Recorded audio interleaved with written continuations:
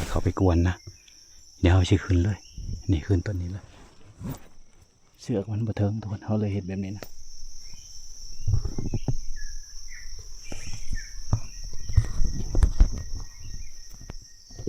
เพราะว่าช่วงนี้ก็เดินแจงตัวแล้วมันกินแต่โอ้โหแหละโอ้แต่โอ้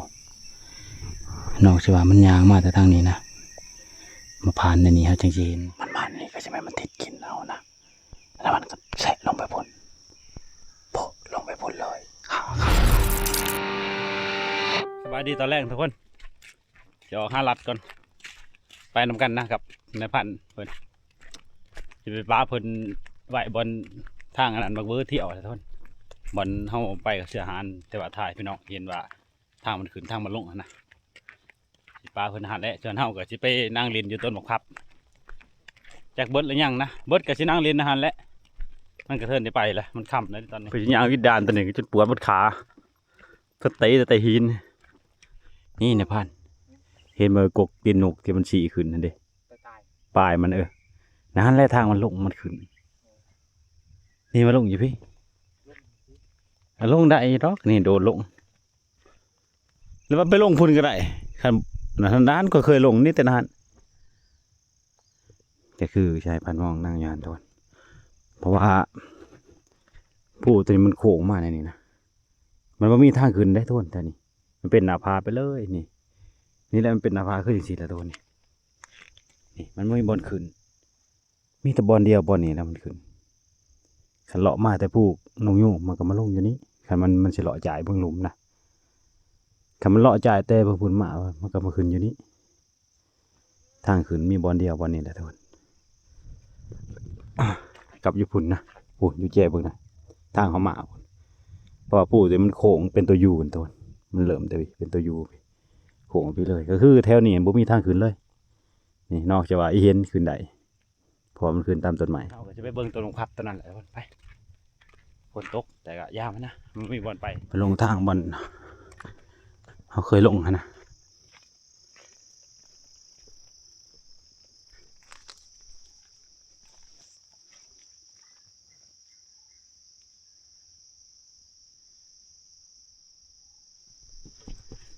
ลงนี่แหละทุกคนต้นมะพร้าวจะลุ่มพวก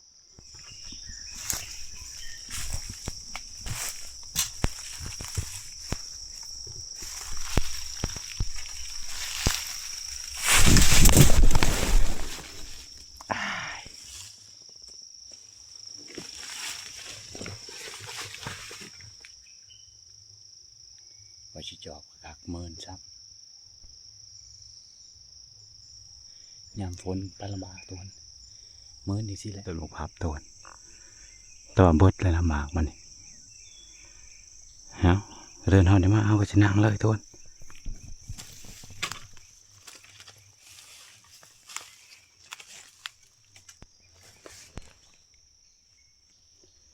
ทางมันลง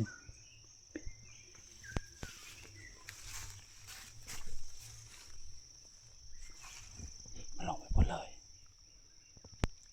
นี่ต้นบกเบิ่งตัวโอ้ว่ามันกินแต่หึงหรือกินทั้งหมดได้เฮาบ่อยากเข้าไปกวนนะเดี๋ยวเฮาสิขึ้นเลยนี่ขึ้นต้นนี้เลยแต่ว่านั้นลงมาไปแล้วเฮาจังสิไปตรวจเบิ่งว่าอะไรนะ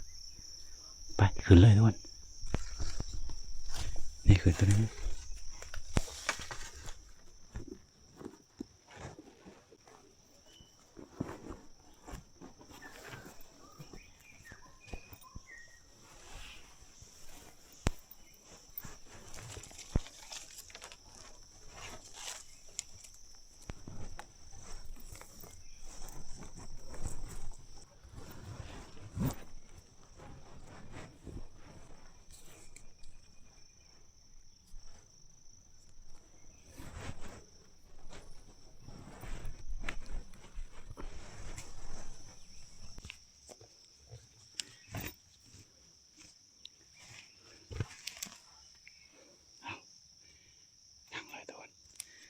เสือกมันบ่เทิงทุกคนเขาเลยเห็นแบบนี้นะ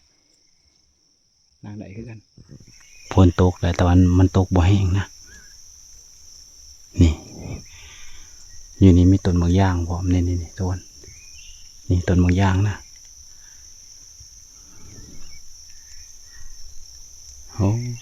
ผลมาเลย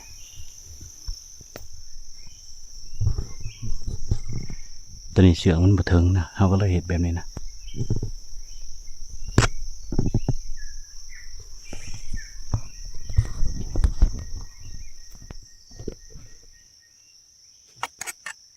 ต้องมั่นใจด้วยตัวเองนะอย่างสินังได้ตอนนี้เขาเคยเห็ดประจำนะทุกคนกันได้อยู่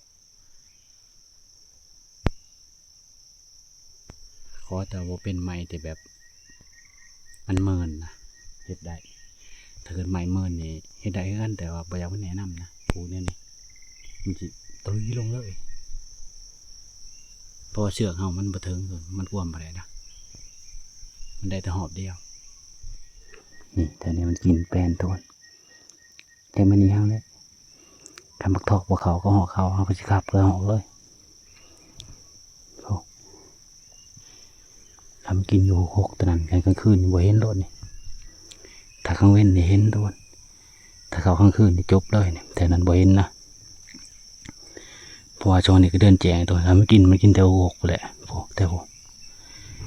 นอกจากว่ามันยางมาแต่ทางนี้นะมาผ่านในนี้เขาจังจะเห็นนี่คันมันมาแต่ทางพุ่นแล้วแหละบ่เห็นตาลุ้นกันทุกคนมันจะมาบ่ทุกคนเขาได้ยินเสียงบาดเนี่ยขานะมันมาในนี้ทุกคนนี่มันมาในนี้ก็จะไม่มันติดกินเรานะแล้วมันก็แสะลงไปพุ่นโผล่ลงไปพุ่นเลยขาไปพุ่นเลย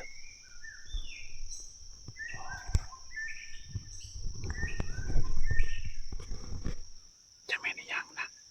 ถ้าเห็นมันผ่านเบอร์อย่างหนึ่งคือลิงนะทุกคนแต่เบอร์อย่างหนึ่งคือบอกเวอร์นะโตว่าใหญ่มันได้ประมาณ30 โลเนี่ยทุกคน2 โตนะทำไมมันติดกินเอานะทุกคนนี่มันย่างอ่อนนี่ขาแล้วมันก็ลงไปพุ่นเลยมันย่างมาแต่ทางพันหมอกพุ่นคือจะแม่นติดกินเอานะมันไม่ได้มาจ่ายลมมาจ่ายเดิมผมมาแต่พุ่นเขาคิดว่ามันจะมาในนี้เขาก็เตรียมไว้ท่านมาเนี่ยเขาคิดว่าจะทับมันพอมาทนมันสัตว์ไปพุ่นเลยไวขนาดทนมันไปไวขนาดนะจะว่าพี่หลอกหรือจะได้เอาก็ประจักษ์นะแต่ว่าไวอะไรมันไปนี่มันลงเดี๋ยวลงเดี๋ยวจะไปเบิ่งว่าเป็นน้อยอย่างนะเอาก็เห็นโตมันบ่คักโตมันอยู่ไกลนะกระเทมากินโตนกระเทนะหรือว่ากระจอดนะโตนกระจอดมันเขามากินนะ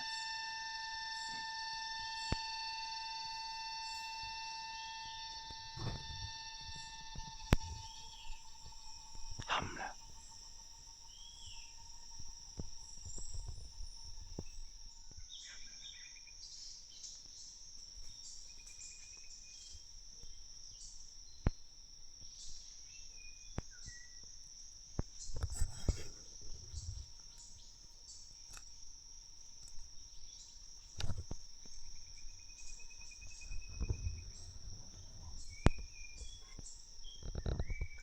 มันมาแล้วมันเสียในต้นตัวนะทุกคนมันเข้ามาแล้วเสียอยู่นี่ก็ว่าจะได้มีวีแววอยู่บ่ทางนะก็ขอกก็แขกอยู่จังไม่ได้ยังมีแต่บางลายเลยบางนี่มันกินยังล่ะมันห้องแถวนี้แหละห้องกินหมูกันหูเลยเนี่ยฟาดมันเลยโลดอยากกินตำบางบ่อยากยิงเลย ยิ่งจะได้ไปเห็นโตมันกินหมากนี่ยังล่ะมันห้องซื่อๆนี่แหละมันเลาะห้องแถวนี้มีหันสีแก้อูเด้อโอเคเมื่อทายอยู่บอลไปแล้วเดี๋ยวชินางเบิ้งจะข้าวผ่านมองเพิ่นก็จะลงนะทุกคนจนเฮาชินางจะข้าวนะไม่มีแววเลยทุกคนไปลงนะผ่านมองเพิ่นลงแต่ทุ่มนึงเฮา2 ทุ่มกว่าเลยไปเดินเจ๋งนะทุกคนมีหยังเขาเลยมีตัวค่ำแล้ว จนต่างโตเนาะของพระท่านโตจักแม่นอีหยังเจ้าว่าพี่หลอกไปที่จักนะเดี๋ยวสิไปเบิ่งหอยมันนะบอลมันลงไวเลยทุกคนซ้ำเขาทิ่มหินลงแต่โดยผู้นี่เขาจนตื่นนะบางทีก็อาจจะเป็นอำเภออะไรต้นอย่างแบบมันอยู่หันตั้งแต่ใดนะเพราะเขามานี่มันก็อักอยู่เวลาอยู่แล้วมันมาตื่นเขาอยู่นี่มันเทิงแล้วมันตื่นนะปล่อยไม่ได้ยินเสียงยางมาแล้วเด้นี่แต่เสียงเวลาลงหลดไปเดี๋ยวจะลงไปเลาะเบิ่งนะเจ้ามันเขาตะเวนไปจัก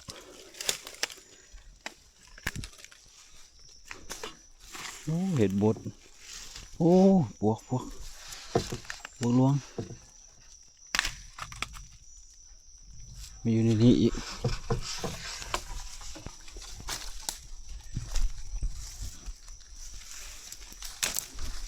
พี่ทุกมีแต่พวกลวงเลย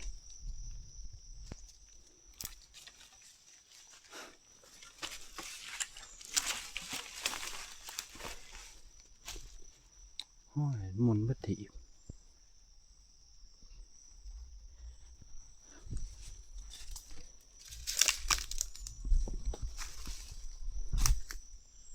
เห็นแต่หอยเขาแต่เหิงนะครับบ้างอะไรแต่แท้หอแก่คู่แก่นี่เลยแต่ก่อนมันลงมาบอนนี่เลยไวเลยนะ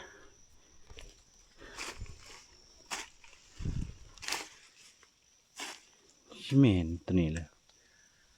ไม่เห็นหอยนะซ้ำก็ทิมหินลงมาแล้วก็ถึกรถใช่ว่าเธอก็เราเห็นหอยแมนว่า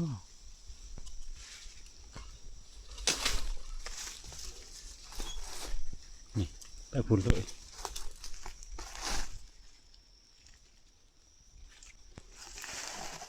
คนจะว่าโอ้แค่แมนว่าโมชิบุหัวซักบ่ไว้ก็เดียวกระดอมาเวนหอยโดนยันพี่หลอกนะสงสัย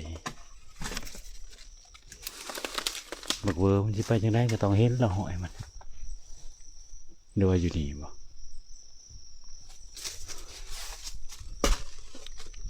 มันก็โดนลงหมดเลยก็ว่าโอ้ติดกินอยู่ที่ป้ายปนันบ่ยังหน่อยก็ทางดังทางยังหนานผมมีแล่นเลยแล่นลงหลุมไว้อันนี้ช่างกระถิ่มหินลงหน่วยผู้ละประมาณนั้นแหละถึกเลยช่องโตนะมาเบิ่งนะเห็นหอยโอ้ชิเมนหอยเวอร์ลีทุกคนนี่มาเห็นอย่างนี้นะมันใส่ชาตัวเบาเลยนี่เรียกว่าห้อยเตืองบ่มันนะฝนตกมันก็ต้องหลบนะนี่แม่นนี่นาลีทุกคนแต่ว่าแปลกมันลงไวแท้ๆเวอร์ลีทุกคนโอ้นี่ไปพี่เลยแสดงว่ามันติดกินเท่านะพอเขาลงมาแต่ถึงมันก็เลาะมาจ่ายถึงมันมาท่านหอดทำได้บ่อนเขาลงมันตัดลงมานี่เลยจากเขาอยู่บอนมันลงประมาณ50 เมตรนะทุกเห็นแต่แบบนะมันก็สัตว์ของพี่เลยเขาจะถ่ายให้พี่น้องได้เห็นนำประทัดนะเรียกว่ามันมาแล้วเขาบริเพราะว่ามันบริดังเลยฝนตกมันจะมามิดแต่ว่ามันเลยรหัสเขาก่อนนะทุกเขามาเลยตอนมันแลนลงนี่2 ตัวโอ้มื่นเช้าชิคอยเลาะจ่ายตัวนี้นะชินำเบอร์ตัวนี้สัตว์มาแต่ถึงหัวซ้ำเข้าถิ่มหินลงมาเลยโผล่ละลินั่นเบิ่งหอยกินไม่แตกก็หอกนะทุกคนนี่ที่มันหล่นลงมาแล้วเป็นพวกกระจอนหรือว่ากระแตกินนะจะยิ่งมากอันนี้เห็นก็กินได้ไปอันนี้ทางบนเขาลงมาเนี่ยบนนี้เขาลง มันมาแต่ทางผมมันตื่นแล้วมันซัดลงอยู่พุ่นเลยผมลงทางนั้นนะนี่แต่เสียงเห็นแบบไวเลยมันลงจนคิดว่าพี่หลอกว่าสิยิงแท้ๆก็บ่เห็นบางกะจะไปทางไหน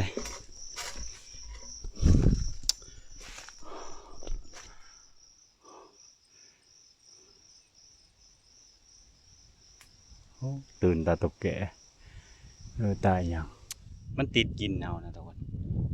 เพราะว่าเขาขึ้นไปนั่งบ่พอข้าวนะ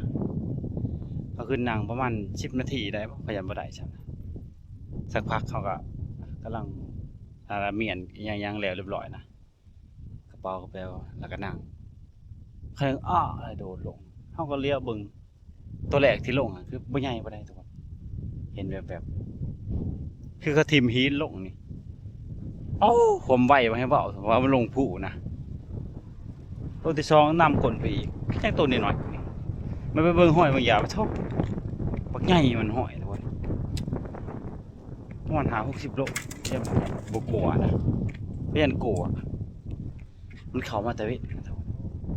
อันนี้เขาขึ้นพอ10 นาทีซ้ำมันมาแล้วมันติดกินที่ป่ะนี่จะคิดว่าพี่ล้อไปเบิ่งห้อยก็ไปเห็นไปเบิ่งยีหลุมโอ้ห้อยปักใหญ่ไปหนูตัวเสร็จเลยเข้านี้นะ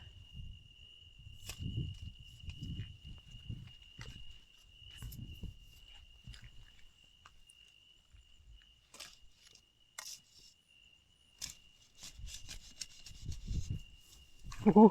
โอ้เย็บโอ้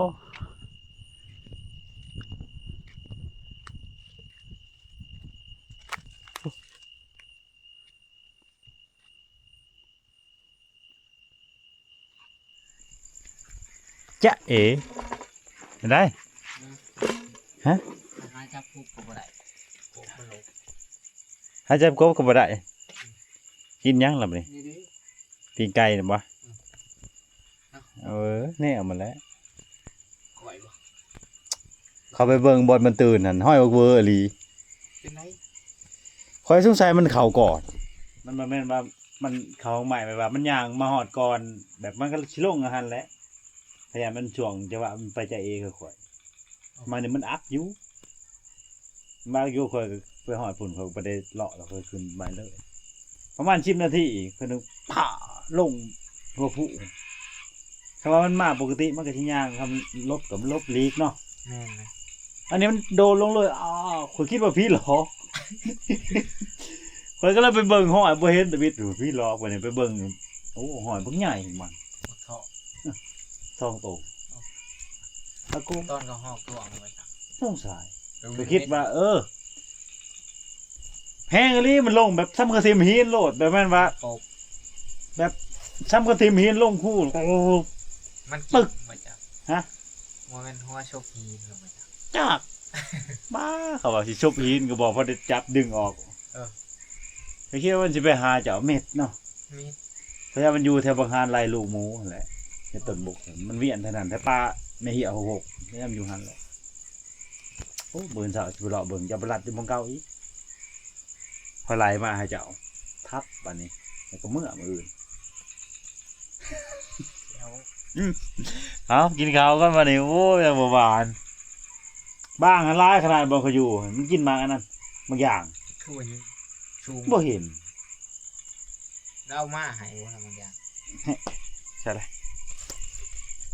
โอ้นี่ก็บ่แม่นว่ามาให้ดอกก็มากินนำกันหมดเลย เอาว่าสิโอ้เอาเลย นี่ ไอ้ เอา บางอย่างใหญ่บ่ สิแม่มันกินตัวนี้แหละก็ถึกนอกบนหูนอนนั่นมันห้องอ่ะ โอ้กินลึกถึงในบ่ ฮะ ลึกถึงในบ่ ตัวนี้นี่ อืม คันเคี้ยวก้นขี้หูขี้ใหญ่ก็อึดแล้วแหละ บางอย่างชะ เป็นไงนี่ยังใช่มันหลายทำไมอันนี้อ้าวหอนบันกินข้าวแล้วทุกคนบันนี่นี่อาหารปีงไก่ปลาเอ้าแมงเมาก็คือเด็กกระดอกali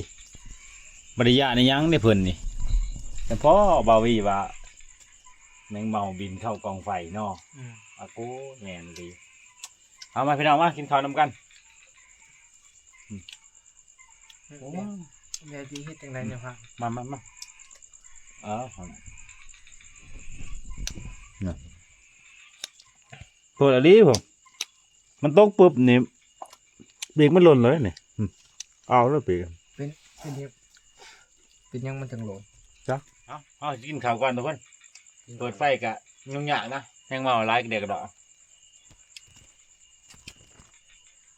เอากินข้าวแล้วคือสิบ่ได้ไปทางใดนะทุกคนสิหาการหาแต่ตากะเลือดแจ้งนะโอ้หัวหน้าเพิ่นเดือนตกกับขยันประมาณที่สองที่สามไปเลยทุกคนประมาณนี้นะเพื่อหอดผลเฮาก็นอนมันก็ขี้คันลูกแล้วเอามีแต่มือเสาร์ยังว่ากันทุกคนพักผ่อนนอนก่อนพันมองกะไปส่งเขาทหารอยู่ไปนี่นอนนี่แล้วใครว่าจะไปปลูกอูบองเก่าก็ยันฝนตกนะพันมองเพิ่นนอนอยู่ไหนว่าเลยจะได้พันเพิ่นสินอนเนี่ยเขาก็สินอนอยู่ไหนนะเอาโอเคทุกคนมือเสาร์ยังว่ากันไว้ดีตอนเช้าอีกทีหนึ่งทุกคนเดี๋ยวเราจะออกหาลัดก่อนพันมองเพิ่นเมื่อคืนนี้เลาะบดคืนเพิ่นไปปล่อยคลิปนะแล้วก็เลาะยังเขียดเลยฉันเฮาก็นอนบดคืนไปลัดเสาเอา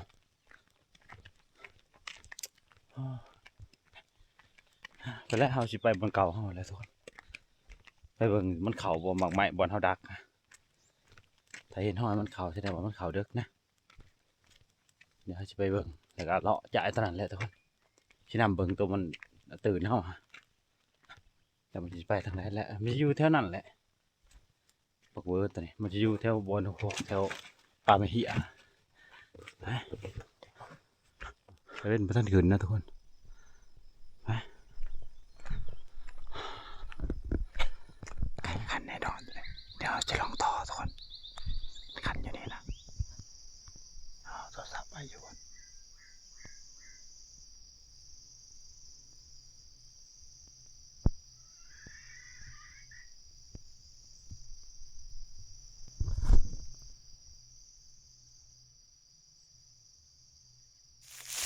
ปลูกมือไว้ทุกคนแต่ว่ามันเป็นพอดีกินนะนี่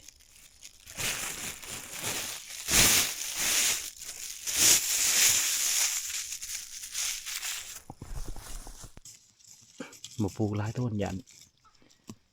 นั่นคือสิงหัวลายนะอยู่นี่อย่ามันกินนะบุกบ้องลองเบิ่งเถอะมันกินก็มี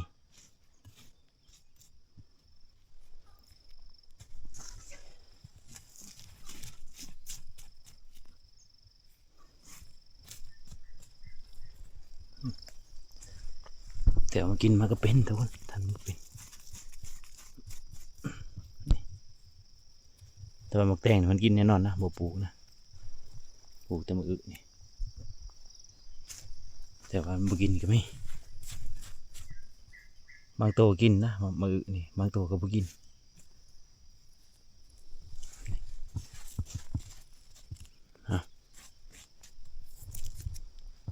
ไปอยู่ทางดาวแจงนี่แหละเครื่องปลูกแนวคอน้ำไม่เถานะเพราะว่าเขาเลาะนี่บอลได้ไผ่ไม้คักๆเนี่ยเขาจะปลูกหมกแตงไว้หรือว่ามะอึไว้นะทุกคนยามนั้นเกิดมันหมากพอได้กินได้นี่เดี๋ยวเขาเอามาลายอยู่มากระโพดก็มีแต่ว่าอยู่นี่ปลูกงัวกินนะมากระโพดแต่ว่ามะอึนี่บางตัวก็กินบางตัวก็บ่กินทุกคนงัวนี่เขาก็เลยปลูกปะลิงทุกคนลิงมันเลาะด่านมานี่นะมึงใหญ่มันนี่อยู่ดิลิงพวกมาแลนกลับคืนแล้วบางนี่เลยจะกินบางอย่างนะนี่มันยางมานี่ตัวยางกำลังหอนหันนะมันเห็นเห่าเห็นหมาพุ่นมันก็แลนกลับคืนหัวตัวเดียวนะบางใหญ่มันนี่ไปนี่แลนกุนๆไปเลยนี่ตอนมาพับตอนเมื่อวานเนี่ยมันตื่นเห่าอยู่พุ่นนะไม่อยู่พุ่นมันแลนเราไปพุ่นเลยนี่มันเป็นโผล่คือจัง ใช่น้ำแล่นแบบเลย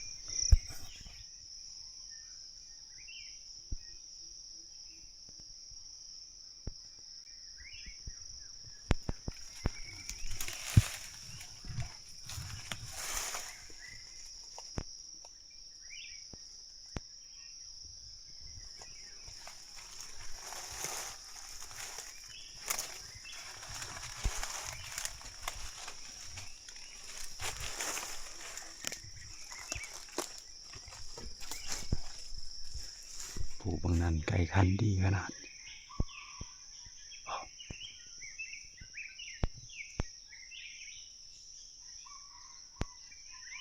ลายขนาดไก่ผู้บางนั้นว่าเราขึ้นนะครับถล่มเดี๋ยวไปเบิ่งว่ามีแนวเขาบ่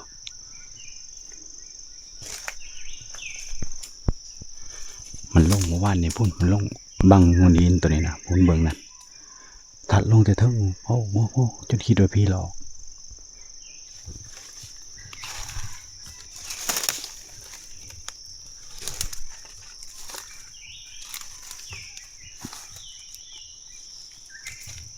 โอ้เห็ดบดนี่คือเห็ดบดแต่ว่ามีแนวไซนะ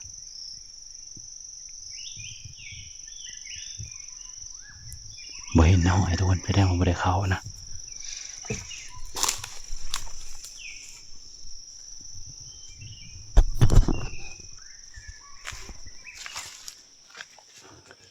แสดงว่าบ่ได้เขาทุกคน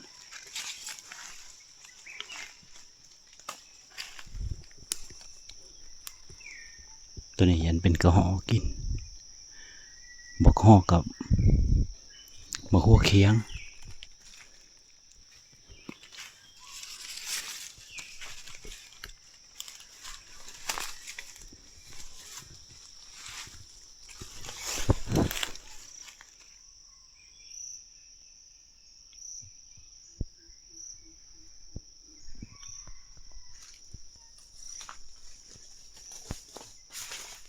กระจอนทุกคนเลยมันยังเบิ่งอยู่ไม่เคยเห็นบ่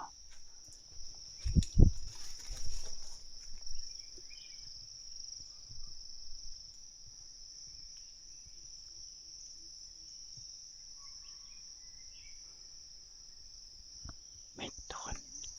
เมื่อที่มันอาจพาลูกมานอนแถวเผาโอกนี่หอยต้องมาเตือนเอามันหลอกนี่นะมันไปพี่เลยฝนจะตกเลยทุกคนฝนใหม่เลยปักทุกคน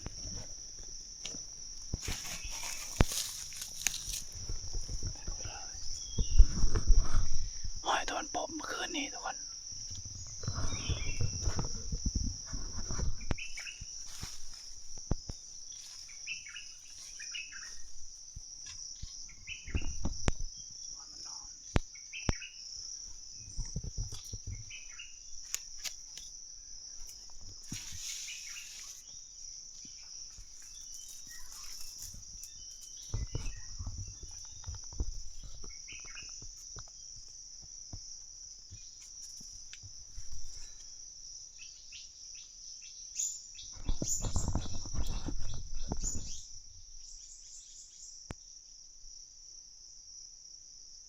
หอยมันแล่นลงไปหลุมไปทุกคนโอ้ไปพุ่นนะนี่บอลมันนอนวางหันอันนี้มันนอนวางไล่มือเลยทุกคนหลังจากเขาออกมาไล่เนี่ยมันมานอนอีกนี่แต่ตอนนี้บ่เห็นจะไปทางไหนขึ้นมาด้านแล้วทุกคนเดี๋ยวสิลงเบื้องนะหาต่อไก่ก่อนเลาะเบื้องมาเบื้องนี่บ่เห็นนะทุกคนนี่แหละตาลจะมันไปทางไหนบ่คือบ่ส่งก็จะได้เมื่อแล้วทุกคนมื้อนี้อยู่ไปกับบ่คือดอกคันแนวนี้ได้หาคืนทางไม้นะหาตังรักไม้ผ่านมองจะไปทางไหนเลยมิดโดนไก่กับบุคันนะลงนี่แหละแล้วเราไปต่อเมืองดอนตัวนี้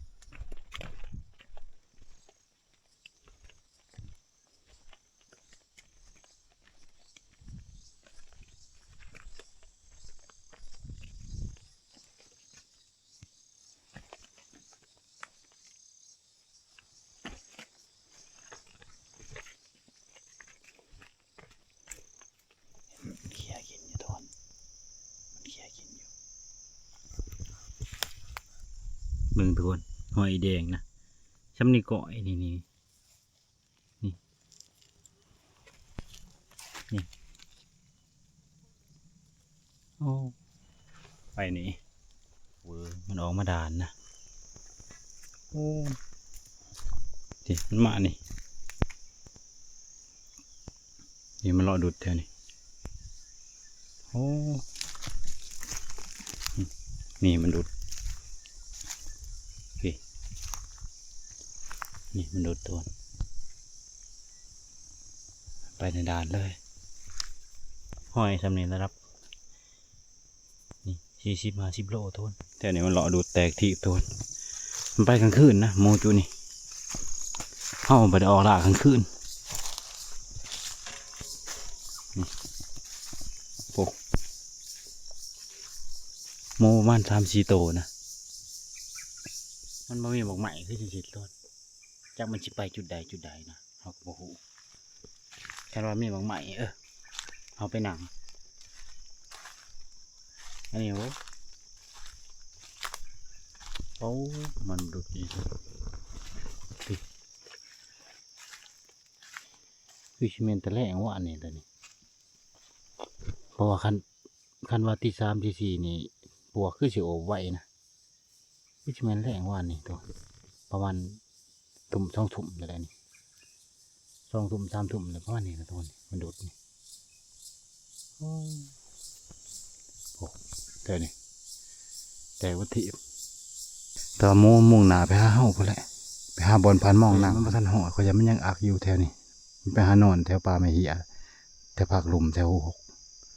อย่านอนพักผ่อนทีนี้อยู่ถึงเสียงพันมองต่อนะทุกคนตัดอยู่ไก่อยู่ลุมห้อยอีหินตัวนี้ตัวใหญ่มันตัวนี้ห้อยกเวอร์ตัวนี้ห้อยอีหินมันอยู่ด้านบางนั้นทุกคนมันอยู่ในด้านเลยนะนี่มันดูดตัวโมคากุดเปล่าแล้วมันคู่เข่าบ่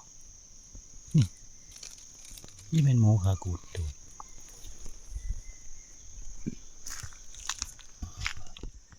พันมองอยู่เถิงพวกเสียงต่อค่อยอยู่ไปหาพันมองมันเล่นไปหาพันมองนะพันมองต่ออยู่เถิงต่ออยู่ลุมผลบางเสียงในพันมองทับจะหน่อยพันมองยิ่งแล้วเฮ้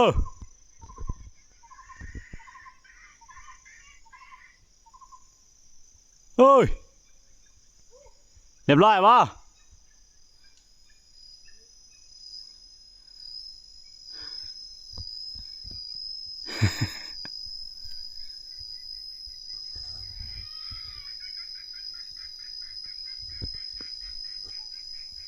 เห็นบดตัวน้ำคอนไม่เปื่อยนะเอานี่แหละพอได้จำเจียวจะหน่อยทวนหูหยาบตัวนี้ไม่ได้ซ้ำๆนิ่วนะใหญ่หยาบจนแต่มันออกเลยมาบอนแล้วทวนหนึ่งเขาหนึ่งน้ำกินเขากินน้ำตาวเมื่อมานี่ กินหอดเมีย นี่ เนาะ กินนอนมีอะไรแล้วเด้เนยกินกับข้าวปุกนี่แต่เมื่อคืนนี่พอแหละปิ่งไก่ฟันว่องคนใดกบไล่เติบเด้อนี่เอาสิใส่ละวันนี้เขาสิหนึ่งเขานะทุกคน2 4 6 7 โตเขาเฮาน่ะกำลังขึ้นทุกคนผ่านมองทับแล้วคิดว่าคือสิเรียบร้อยนะเรียบร้อยทุกคนผ่านมองมานไกลแล้วนี่เป็นส่งหูมาอยู่นี่สบายไปอย่างหนึ่งทุกคนมีสัญญาณนะท่านสิเลนท่านสิเบิงเอาเขาห่อกระซุกเลยเดี๋ยวสวยเขากันพอดีผ่านมองมาพอดีกะหลอกไก่กินไก่แล้วก็เมื่อนั่นมานี่อยู่กับบ่คือเลยมันเดินแจงเนี่ยกับแมนเขาไปหาเลาะหาอย่างกันมันไม่มีบางใหม่นะทุกคนไปหานางหางก็คือว่าเอาแหละจากมันชิมาหรือบ่มาผ่านมาแล้วโอ้แน่นอน เกลือบ่ได้กิน เจ้าเกือบบ่ได้กิน มันถือหัวมันวัดแล้วก็นั่งเล่นโทรศัพท์เนี่ยฮะ โอ้ เขาหนึ่งบินไล่นี่ได้ โอ้โหคิดว่ามันบ่ถูกก็นั่งเล่นโทรศัพท์เฉย บ่มันถือแล้วนี่มาเล่นโทรศัพท์นี่ โอ้ ตัวน่ะหันบ่ได้คิดว่ามันสิถือยิงงาไม่ขาดไปลาวขาดก็ขาดต้นหนา โอ้ เพราะงั้นในหน้าผาไปตั้มมีเดียว โอ้เรียบร้อยเนาะ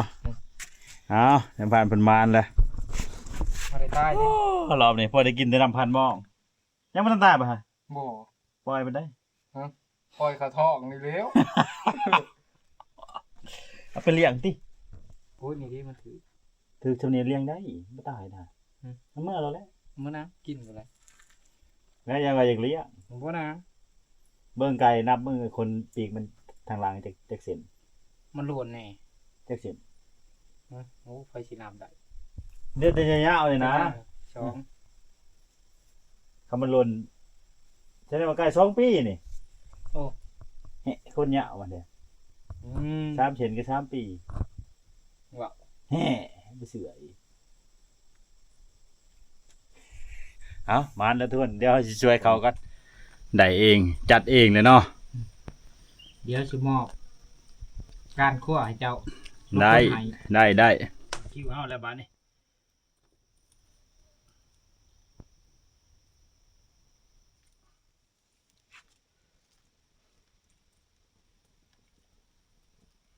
ตัวไก่ก่อน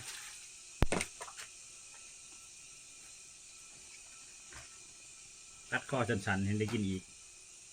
พวกอันนี้มันแกงเนาะเวทีตก ได้ ลงเลยอุ๊บนี่เต็มบ่อหนึ่งเลย ตอนนี้เขาจะสีก่อยเอาทุกคนนี่นางมันเลยตอนนี้คือสีนอกมันสีนตำเอิกมันเนื้อเน้นๆเลยนี่แล้วเท่าที่ลงมีดโอ้ก็เลยบ่จะคักประเดี๋ยวรอบนี้นี่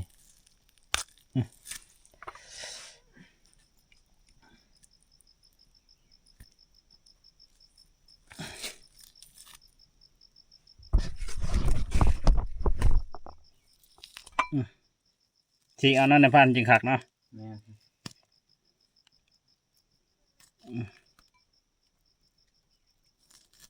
นี่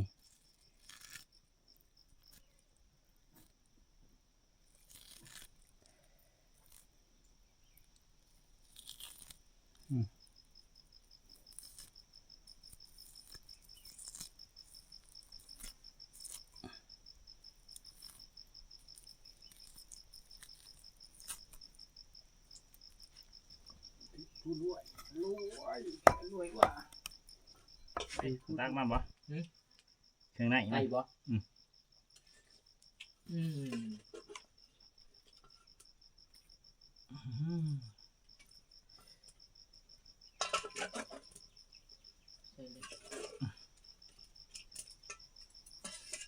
เขาสีอีกแล้วแหละ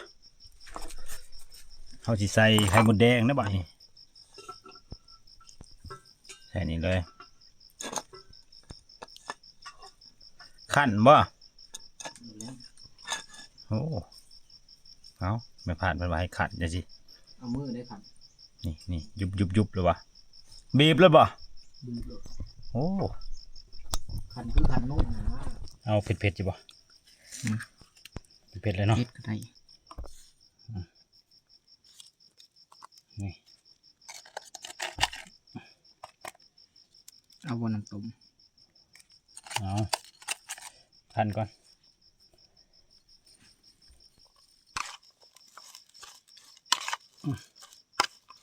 นี่ทุกคนเห็นแล้วเลยเป็นได้เขินยัง ก้อย ก่อยเนาะจนตะนันต้ม บ้า เบิ้งสิชิมก่อยก่อนจากบาทนี่ก่อยไก่ป่าทุกคนโบ้ บ่จะว่างบวม นี่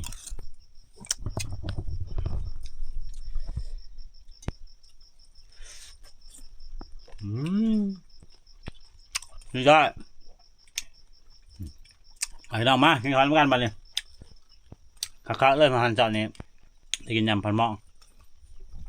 น้ำหน่อยโพดเลยพัดในบ้านเลย พันหม้อจัดให้เบิดเท่านี้หรอปะ ยังอยู่ เรื่อยแล้ว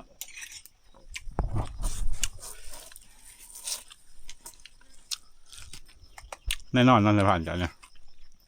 กับไก่ ใช้ลูกโป่งบ่ถือกับบ่เรือแล้ว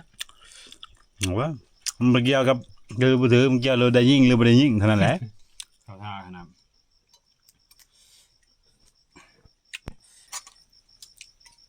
เพราะมันเป็นเหมือกเนาะยังก็ตามนี่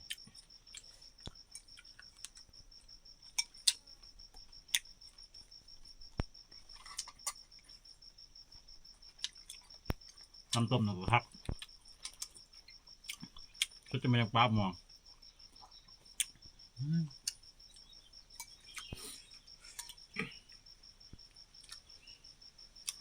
พี่บ้างก่อน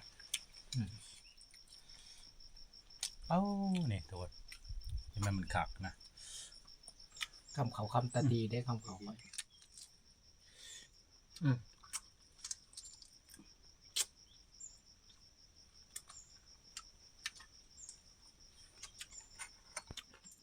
ยุบในบ้านนี่อยากยูขึ้นกันเลยนี่เอาคำใหญ่ๆเลยคำตาสวดตาตี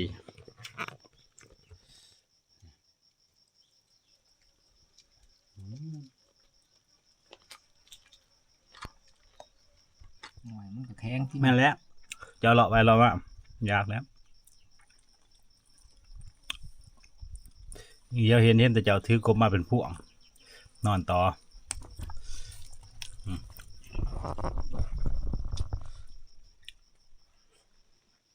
เอากินข้าวแล้วก็เก็บเครื่องเก็บของ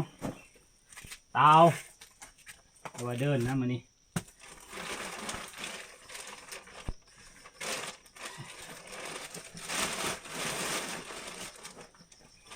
ชาวามากขึ้นเดียวแล้ว มาผ่อนคลายเนาะท้องจะว่ามาผ่อนคลายไม่ได้วางอีหยังจะว่าเขาก็พาขึ้นได้แจ้งแล้วบอลเจ้าบอกว่าบอลเซ็ตได้พอได้คุยกับเมียกับหยังย่ำติดเหาะ คือหอนมาอย่างนี้ไม่มา แต่เมียจังสันจังซี่เขาก็พามาบนนี้แล้ววันมีสัญญาเรื่องแนวกินบ่เฉลี่ยเพราะนั้นนั่นเจ้าได้ไก่มากินที่ว่าสมบูรณ์เลย บ่อยากให้มีชัญญาณนี่ทั้งผู้ทั้งบ่าย พี่จีนอนแซ่อยู่บนเนาะ ย้อนเทจักหาเดือน โอ้ เอาจนกลับบ้านลูกว่าจื้อว่าพ่อ ยูคนมานี่เดินทางเมื่อนะ นี่ไงทีนี้ตาได้คาดไก่ บ่ได้หยังรอบนี้พอแต่ได้กินใส่ปาก มาเรียนที่กลาง ที่ทางมาเล่นพานหมองเพิ่นว่านั่งถาพานหมองทนไปเอาอันนั้นหนองงัวเพิ่นลงหนองงัวเพิ่นไปนี่หอดรถหอดล่างเขาเลยเดินทางเมื่อนะหาเก็บผักนมผักน้ำเพิ่นแหละทางหน้าเพิ่นแหละจักสิได้หรือบ่จักสิมีหรือบ่ไปนะพานไปเอาออกอีแดงโอ้มานอีแดงตัวหนึ่งเนาะเฮ็ดตั้งพี่โอ้ยจึงใส่กินหอดเมียแห้งแล้วเอาพ่อวินอีกไปใส่กับพ่อได้ยังเลยกินในว่าได้อันนั้นบอกพังน้ำนี่ตัวง่อย โอ้ยแต่เดี๋ยวร่างง่อยชูขี่หัวจะคล้องด้วยเนี่ยฮัน ลงท่าของกันบอก เอ้า ข้าวเหลวมึงอย่าง สละผ้าบางฮานเลาะมันนั่นไบรจนเมื่อยเฮ้ยอันนี้ตัวหนึ่งพวกเอ้า นั่นแหละของกิน ต้องเปลี่ยนไปยับเอา เอามา ระวังเหยียบกระบังเขาเด้อ ไปนั่นน่ะ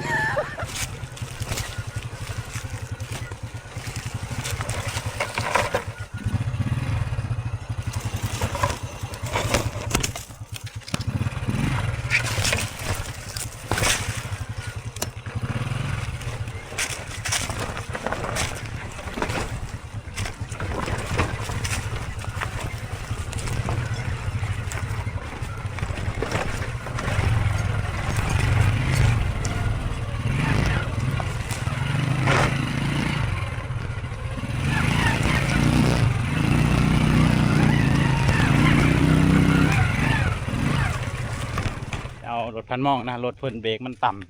ำลงหยาเติมนะต้องดึงไว้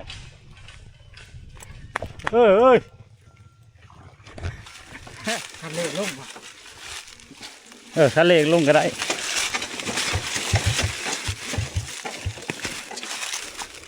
ไป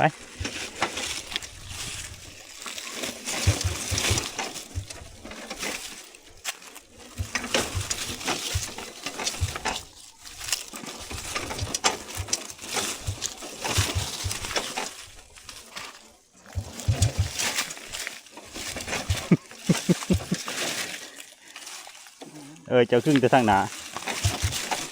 ครับไป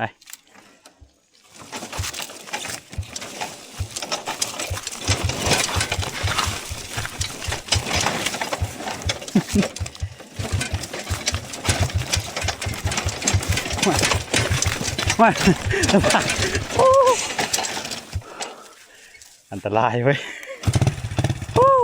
ไปเลยเอา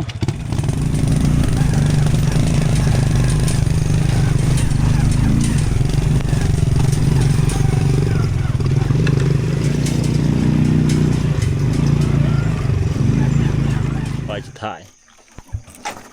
มิตรตัวนี้ก็คือชีวิตทันยังเนาะมันติดเลยเด่น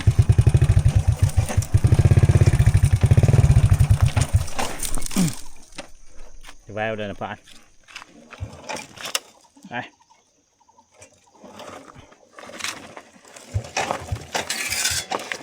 คอยลงเงินนี่แหละ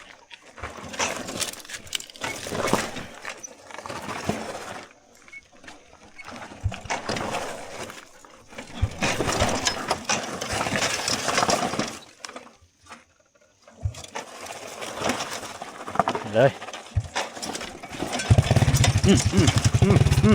เฮ้ยมาด้วยไปเลยด้วยไปเลยเย็บฮะได้ยีดอกไปเข้าอีก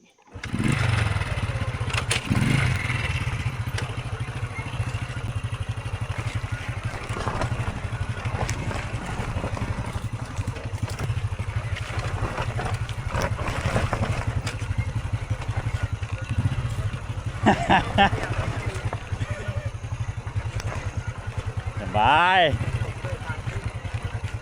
ออกได้นะพัน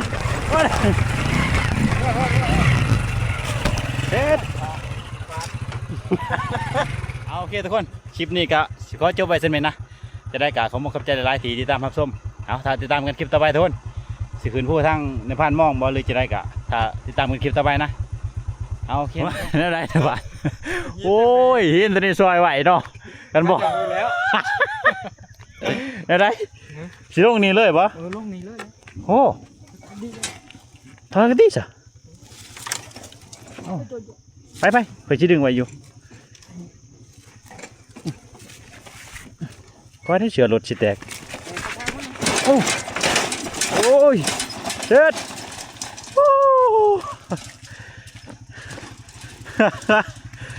อันตรายขนาด